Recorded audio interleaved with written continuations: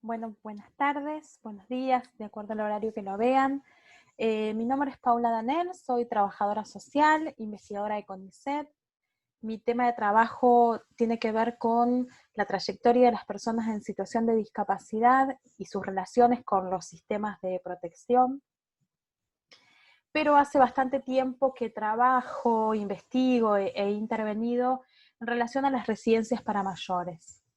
Y por eso es que voy a compartir estas clases con ustedes y algunas propuestas analíticas en relación a de qué forma pensar los dispositivos de atención progresiva, fundamentalmente las residencias para mayores. Desde allí que les comparto, van a encontrar una presentación, un PowerPoint que van a tener disponible, pero que en esa búsqueda de pensar de qué manera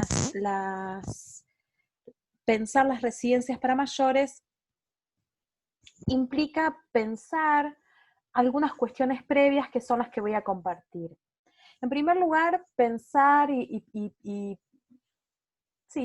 pensar de qué forma observamos y construimos analíticamente la idea de envejecimiento y vejez.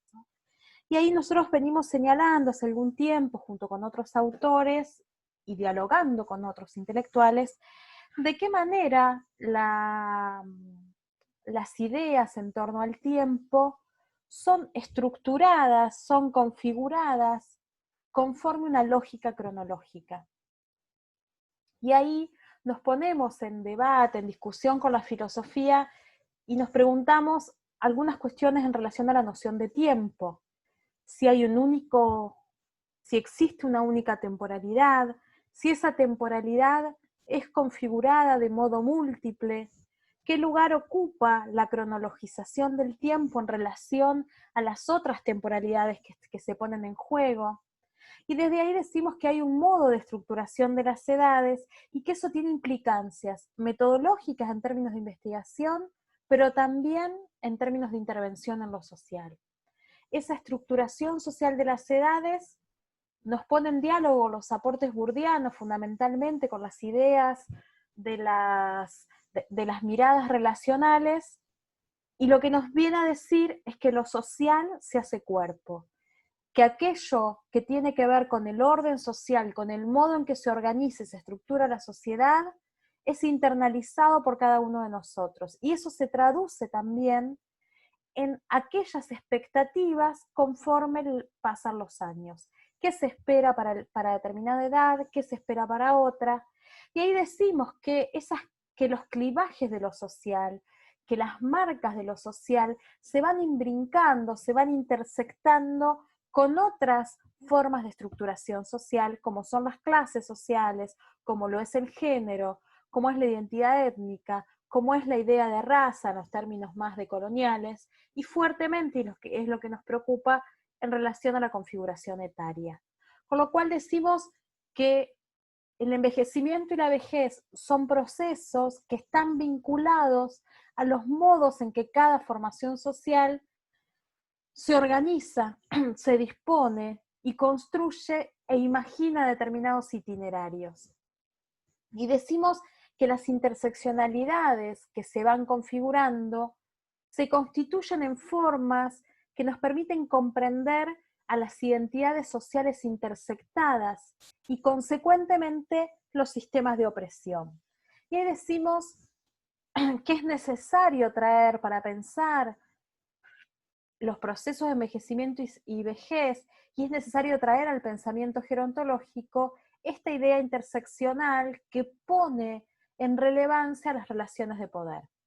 Y ahí decimos que las desigualdades y las diversidades van a ser dos anclajes ineludibles, necesarios para pensar la heterogeneidad de los procesos de envejecimiento y fundamentalmente la distribución desigual de los bienes y servicios valorados socialmente. Y ahí decimos, la estructuración social de las edades constituye un dato cronológico, sin duda, que tiene que ver con la disputa en relación a de qué manera son vividos esos años y cuáles son las expectativas desde que nacemos, y que las ciencias sociales en general y las ciencias humanas hemos venido discutiendo cuáles son las mejores formas para capturar ese procesamiento social sobre los sujetos y sobre el orden social. Un procesamiento que deja marcas subjetivas. Y esa marca subjetiva es habitada, es presentada desde perspectivas adultocéntricas y que tiene que ver con los modos de entender las relaciones de edad desde una superioridad de una idea de adultez. Pero lo paradójico de las ideas adultocéntricas es que no se construyen desde un real configuración de vida adulta, sino que tiene que ver con las expectativas de una completud para la vida adulta que quienes transitamos la mediana edad sabemos que eso no es real. Y decimos que las personas mayores deben ser entendidas en relación, o sea, no se pueden pensar a la categoría de vejez por sí misma, digo, también desde una narrativa de una complejidad que es contextual y que está espacial e históricamente situada, que supone relaciones de conflicto y que tiene una manifestación heterogénea. Con lo cual decimos, pensar a las personas mayores, y lo que nos va a interesar, mirar los dispositivos de cuidado y atención, necesariamente vamos a tener que mirar situadamente de qué forma se sitúan espacial e históricamente la presencia de los mayores, de qué modo son valorados y desde allí cómo pensamos sus cuidados. Y decimos que mirar de este modo a las personas mayores es mirar las trayectorias conforme al curso de vida. Y ahí hacemos presentamos algunas discusiones que pasaremos rápidamente porque nos interesa meternos en las discusiones sobre la atención, pero que tiene que ver con pensar cómo los conceptos de cohorte y de generación se constituyen en propicios analizadores para mirar cuáles son los rasgos que unifican la conformación de la categoría de vejez. Y eso fue reeditado de una manera muy interesante en este tiempo de pandemia, fundamentalmente porque lo que nos vino a decir es que la presencia de las personas mayores como un homogéneo, ¿no? Si nosotros miramos las primeras discusiones en relación a las recomendaciones de autocuidado y autopreservación, se construían un mensaje de los de 60 y más años. Y teníamos a un grupo altamente heterogéneo entre sí, pero que tenían algunas características en común entre lo que llamábamos hace un tiempo los viejos viejos y los viejos jóvenes. Claramente, la presencia heterogénea de este grupo de edad que empieza a tener un impacto importante en términos porcentuales, nos traen y nos reponen debates éticos. Sin dudas, lo que pasó en España y lo que vienen denunciando varios gerontólogos españoles en relación a que se les negó la atención a las personas mayores, requiere un debate ético porque no hay nada que establezca que haya vidas que valgan menos. Y necesitamos volver a enunciar de qué forma pensamos las existencias de aquellos que portan años, las existencias de aquellos que los que nos dedicamos a cuidarlos, y fundamentalmente de qué modo construimos las ideas de contrato societal, las ideas de contrato intergeneracional y las ideas de justicia social, ¿no? Esto que Dubet y otros autores vienen planteando. Ahí necesariamente cuando empezamos a tramar de qué forma ese contrato societal, esa organización ética del cuidado, nos trae la idea de familia como un constructo epocal que supone un proceso organizativo interno y que modeliza las formas de presentación de esas familias. Y decimos que la organización familiar y los modelos de familia tienen un papel central en las políticas estatales de bienestar. Nuestra forma de organización, y cuando digo nuestra, estoy pensando en América Latina, estoy pensando en nuestro país, tiene un modelo que centra la responsabilidad de la reproducción social y los cuidados en las familias. Elizabeth Schelin nos dice y nos ayuda a pensar, nos dice, la familia es una institución social anclada en necesidades humanas universales de base biológica, la sexualidad, la reproducción y la subsistencia. Sus miembros comparten un espacio social definido en términos de relaciones de parentesco, conyugalidad, paternidad y maternidad.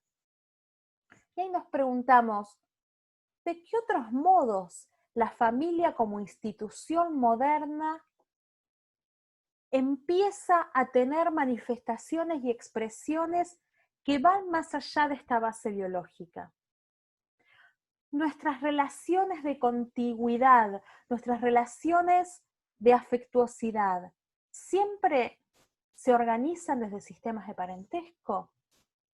Y ahí es interesante traer los aportes de la antropología, porque lo que nos propone la antropología es poder mirar otras formaciones sociales que tienen otras lógicas de organización. Y eso nos abre a pensar que no hay un único modo de existencia, ¿no? Que hay otras formaciones sociales que construyen otras ideas sobre el cohabitar. Hay algunos datos estadísticos que ya lo deben venir, ya lo deben haber visto, y que tiene que ver con esto que los gerontólogos señalamos con mucho énfasis, la necesidad de tener algunos debates al lado, porque lo que viene, lo que se constituye como un escenario futuro, es un escenario de envejecimiento, lo es en nuestro país en la actualidad. Y ahí decimos, pensar los procesos de envejecimiento y vejez, pensar los sistemas de cuidado, nos lleva a una atención, y en eso el feminismo nos ayuda a pensar mucho, en relación a discutir aquello que se creía que era responsabilidad del espacio privado, ¿no? Esto que las feministas nos dicen y decimos, que lo personal es político. Cuando decíamos esa forma de organización social, que es una forma de organización históricamente situada y que se viene configurando a partir de determinados rasgos que Schelin los llama biológicos y que tiene que ver con los lazos de consanguinidad y que tiene que ver con el cohabitar y garantizar la reproducción. Esas formas de organización social del cuidado y la reproducción están siendo analizadas desde el feminismo y desde las agendas de cuidado en términos de una invitación a desnaturalizar, porque la idea de los cuidados y la reproducción sociofamiliar estaba sustentada y está sustentada en la explotación femenina, en las formas de opresión de las mujeres como exclusivas responsables del cuidado. Y decimos, si lo personal es político, si lo que queremos es hacer público el cuidado, que no sea exclusiva responsabilidad del ámbito doméstico en el que requiere un reajuste en términos de discusión de género, decimos, nosotros lo que proponemos es defeminizar los cuidados y llevar a la agenda pública aquello que históricamente se creyó que era exclusivo del ámbito doméstico. Entre ellos es los cuidados de las personas mayores. Y decimos, lo público está siendo estructurado, se produce en un proceso que es inacabado. En lo público, en tanto espacio y tiempo, se concentran y organizan las cualidades de lo colectivo, de coproducción. Retomando los clásicos estudios de Lefebvre, el espacio como una producción social llevada a cabo entre desconocidos y basada en interacciones efímeras. Eso supone que el pacto intergeneracional va a tener que ver con esta producción de lo público. Y también lo público en este espacio impersonal y que nos podríamos imaginar en el espacio urbano, una pregunta en términos de la presencia de las personas mayores y de la configuración de los cuidados progresivos es, cuánto el espacio público, este lugar de anonimato, permite y habilita y dispone la presencia de las personas mayores. ¿Qué pasa? Yo hace muchos años, recuerdo del año 2008, escribí una ponencia muy poco pretenciosa, en la que me preguntaba si ocultar el deterioro era lo que socialmente tolerábamos. Y decía en ese momento, la presencia en el espacio urbano de las personas mayores es mayor que hace 20 años. Y en ese momento, con una investigación que desarrollábamos en la ciudad de La Plata, destacábamos la presencia de las asociaciones de jubilados, de los centros de jubilados, del movimiento asociativo, tomando espacio público, las canchas de bochas en las plazas, ¿no? Digo, muy, muy típica del envejecimiento platense. Pero lo que no veíamos en ese momento era la presencia de los viejos con proceso de deterioro, los viejos en el cruce interseccional con la discapacidad. Ese cruce, esos cuerpos que pueden ser analizados en estos cruces, no se los veía en el espacio público. Y ahí vamos a seguir explorando. Porque pensar las residencias para mayores y que el próximo video me voy a meter adentro de la residencia, pero sí no quería dejar de compartir con ustedes la necesidad de pensar las residencias para mayores, ya sean de gestión pública o de gestión privada, como un constructo, como un dispositivo en este entramado de cuidados progresivos de atención que configura aquello que denominamos del espacio de lo público. Las residencias para mayores, en tanto dispositivo de atención y cuidados, en el marco de los cuidados progresivos, se construyen en este lugar del borde, en este lugar liminar entre el espacio privado y el espacio público. De hecho, la mayoría de las plazas de residencias para mayores en nuestro país son de gestión privada. Con lo cual, la mayor cantidad de acceso a esas camas se hace en una relación contractual entre un propietario, un empresario y las familias. Y ahí vuelve a aparecer, ¿quién decide los ingresos a las residencias? ¿La familia, que es la que abona el arancel, o la persona mayor que va a ser usuaria de ese servicio? Pero para poder desentrañar esto, que nos vamos a ir metiendo un poco más en la próxima, sí me parece interesante traer a debate de qué forma la intervención estatal en tanto matriz de intervención, se constituye como regulatoria de esas prestaciones o como brindando la prestación. Y ahí decimos, las matrices tienen que ver con modelos de encuentro entre distintos actores que toman visibilidad en la agenda pública. Son sociales, históricas, están en movimiento y organizan el desarrollo de políticas públicas y sociales. La matriz de intervención social es compleja y contradictoria, incluyendo formas en que se configuran los sujetos de la intervención, la trama de significados que opera en la interpretación de los encuentros de los ciudadanos con el Estado. Y ahí me voy a meter. La matriz de intervención estatal va a tener que ver con los modos en que configuramos quién es el sujeto de mi intervención. ¿Son las personas mayores los que se constituyen en sujetos de intervención cuando pensamos los modos de regulación estatal?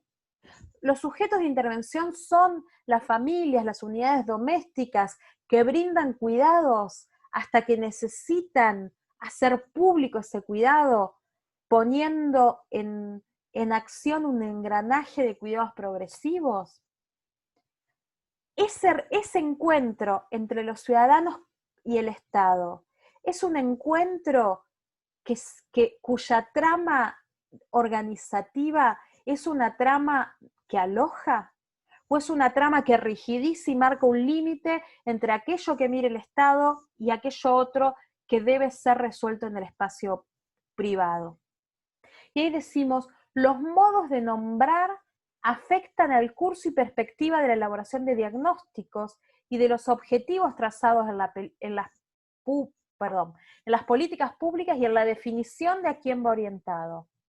Hace 30 años discutíamos que las residencias para mayores no debían ser un dispositivo de encierro para aquel viejo pobre que no tiene vivienda, que necesitábamos que las residencias para mayores se reconviertan y se configuren en un eslabón más de una escalera, o de una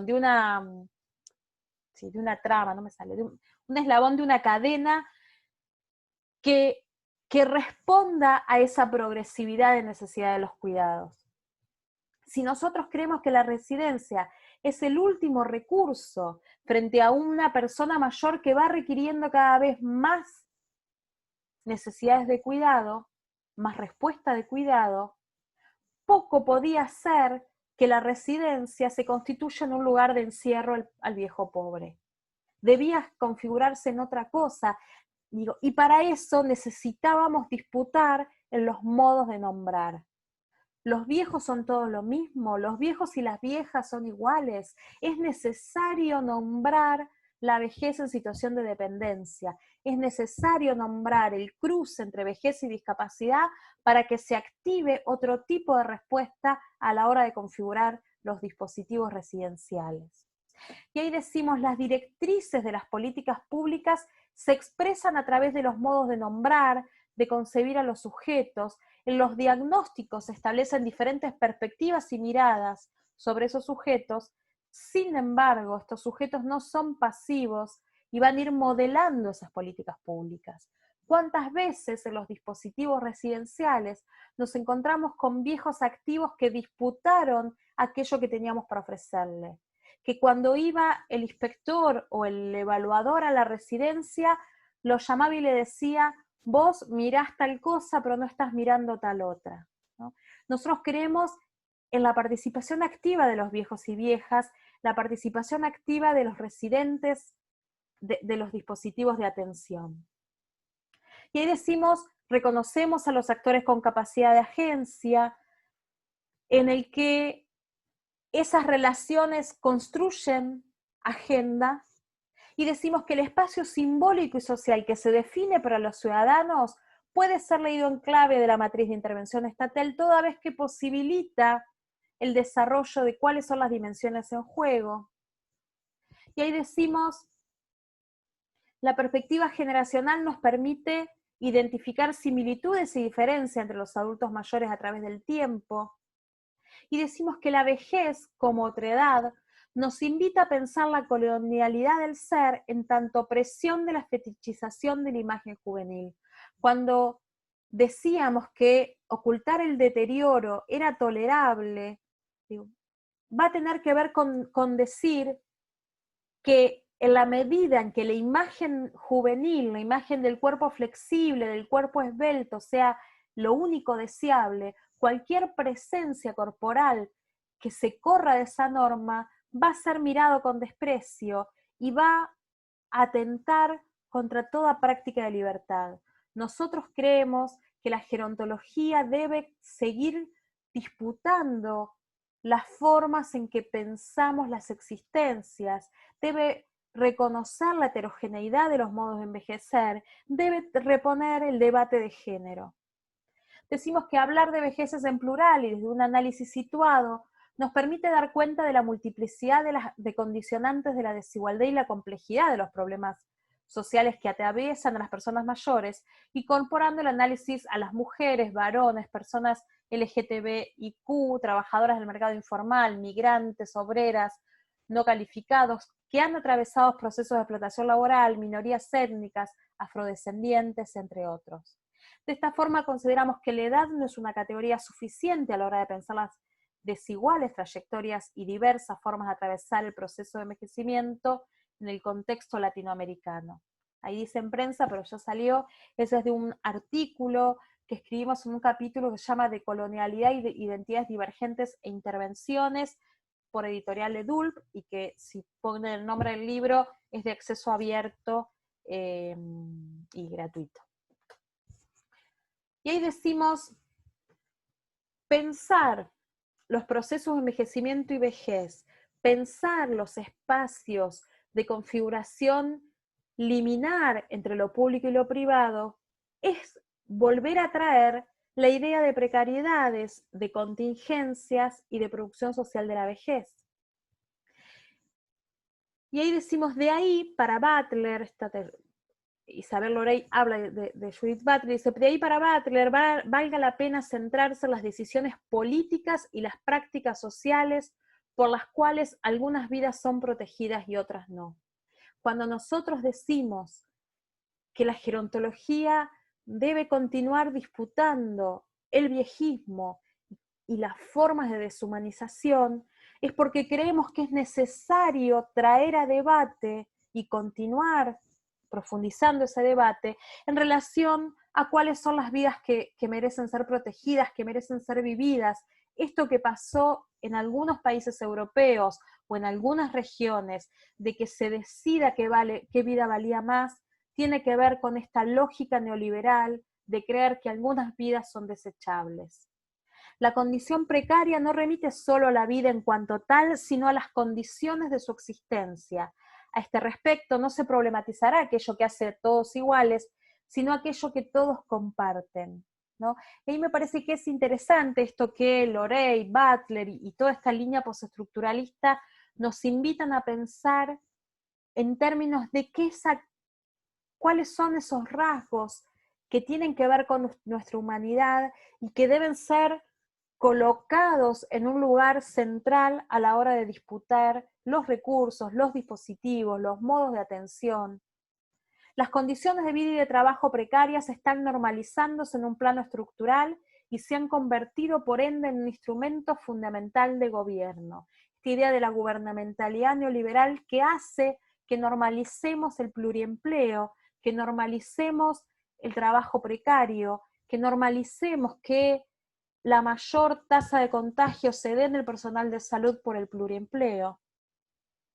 Pero al mismo tiempo, esta gubernamentalidad neoliberal no es capaz de limitar las prácticas de resistencia, no es capaz de limitar las prácticas intersticiales, esos espacios intersticiales desde donde decimos todas las vidas merecen ser vividas, los sistemas de cuidado deben ser pensados con un nuevo pacto intergeneracional y un nuevo pacto entre los géneros.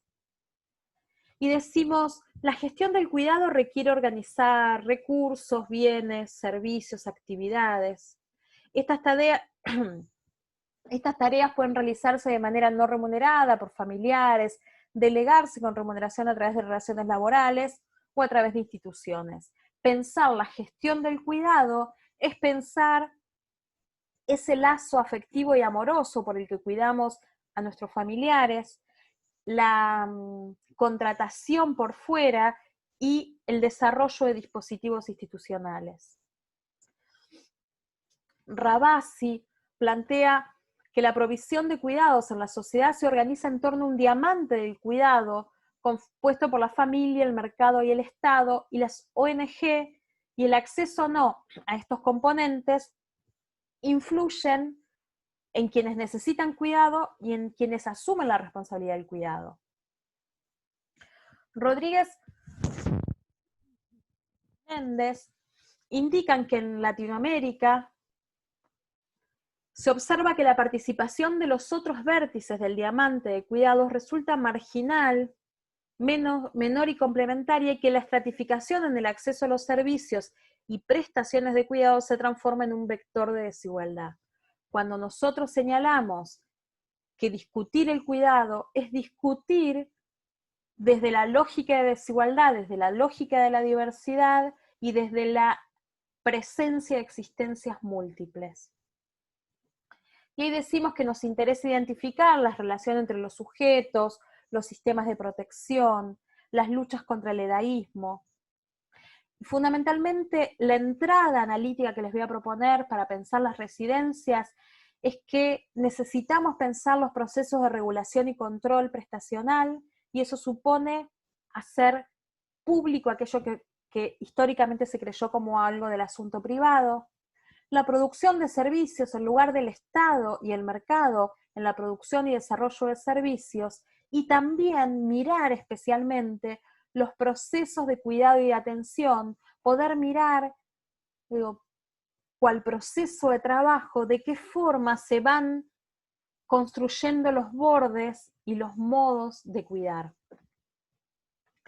Hasta acá llegó hoy, la propuesta es, vamos a hacer otro video con el que vamos a continuar compartiendo estas cuestiones.